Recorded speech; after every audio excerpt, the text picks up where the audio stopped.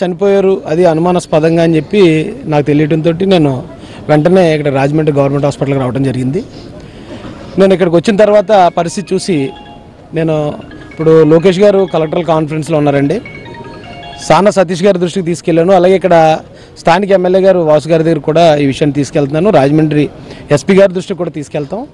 ట్రాన్స్పరెంట్గా ఎంక్వైరీ జరిగి చాలా యాజ్ ఎర్లీ యాజ్ పాసిబుల్ దీనికి కారణం ఏంటనేది ఇది బయటికి తీసుకురావాల్సిన అంశం ఇది. ఎందుకంటే ఇది మతం రంగు పులుముకుని చాలా సెన్సిటివ్ ఇష్యూ. ఇది ఇమీడియట్గా ఇది రాష్ట్రాలకు అంటుకునే ప్రమాదం ఉంది. కాబట్టి దీని మీద వెంటనే ప్రభుత్వం నుంచి పోలీసు నుంచి వెంటనే దీని మీద చర్యలు చేపట్టి దీనికి కారణం ఏంటనేది బయట తీసుకురావాల్సిందే నేను అందరిని రిక్వెస్ట్ చేస్తున్నాను.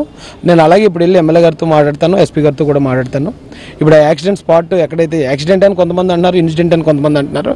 ఇది ఎప్పుడు జరిగిందో కూడా తెలియని పరిస్థితి అంటున్నారు.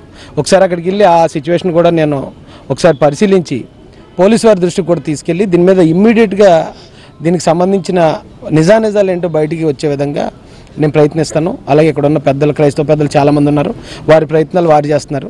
ఏదేమైనా ఒక గొప్ప వ్యక్తిని ఈ రోజున క్రైస్తవ సమాజం కోల్పోయింది. ఎందుకంటే క్రైస్తవ సమాజం కోసం ఎవరితోటి ఏ విధమైన విరోధాలు లేకుండా ఆయన చాలా బాగా పనిచేసిన విధానంగానే ఆయన సొంత డబ్బులు, ఆయన ఒక సాఫ్ట్వేర్ కంపెనీలు ఉన్నాయండి ఆయనకి.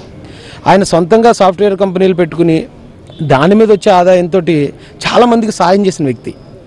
చాలామందికి సహాయం చేశాడు. బైబిల్స్ అంటే బైబిల్స్ ఇస్తాడు, చదువుకోకపోతే ఫీజులు కడతాడు, ఎవరికైనా ఏదైనా ఇబ్బంది ఉంది నేను బతకలేకపోతున్నానని అంటే వ్యాపారాలు పెట్టించాడు. ఆ ప్రవీణ్ పగడాల గారు ఇలా సడన్గా అయిపోవడం అనేది నిజంగా మా నాన్నగారు చనిపోయారు. నేను మొట్టమొదటి బయటికి రావడం ఇదే విషయం తెలిసిన వెంటనే నేను ఇక్కడికి రావడం జరిగిందండి. దీని మీద మాత్రం ఖచ్చితంగా చివరి వరకు నేను ఖచ్చితంగా అందుబాటులో ఉంటాను.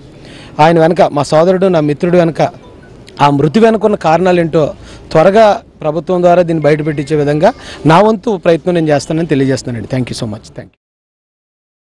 యాక్చువల్లీ ప్రవీణ్